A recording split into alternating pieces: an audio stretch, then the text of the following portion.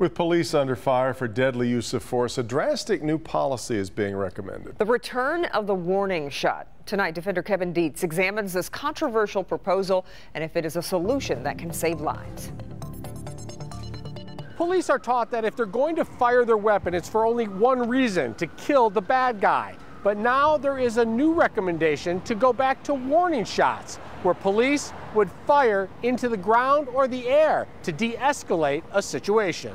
Game faces, game day ready. It's training day for the Troy Police Department. All right, shooters out alive. Officers sworn to serve and protect on the practice range with only one mission: hit the target. If an officer decides to pull the trigger in real life, it's to kill the bad guy. They practice over and over and over to shoot for critical mass, because the only time you shoot is when deadly force is required.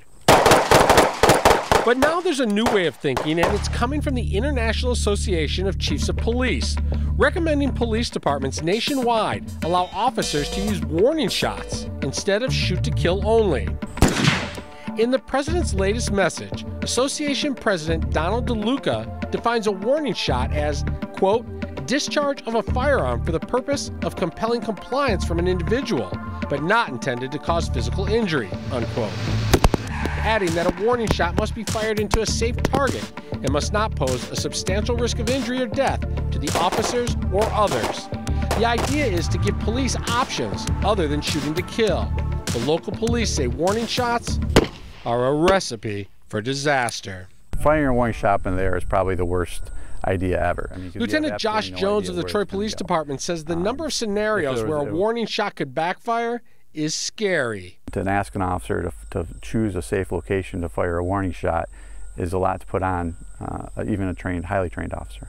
If you shoot in the air, a falling bullet could hit an innocent bystander. And has there been cases where people have been hurt from? Yeah, there's been cases where bullets have been fired into the air, come down a great distance later and struck and injured people. If you shoot in the ground? You don't know exactly what is in the ground. Is there a stone or rock? Are you shooting on pavement, concrete? All those circumstances are going to determine if the bullet deflects. If you shoot into a ceiling? If you fire up into the air, it's drywall. You don't know exactly what penetration your bullet's going to have. Is there somebody that's upstairs? Or into a floor? If you fire into the ground inside, you don't know what's below, what's in the foundation. Is there a basement, a crawl space? And what happens if one police officer shoots a warning shot and other officers think it's the bad guy shooting?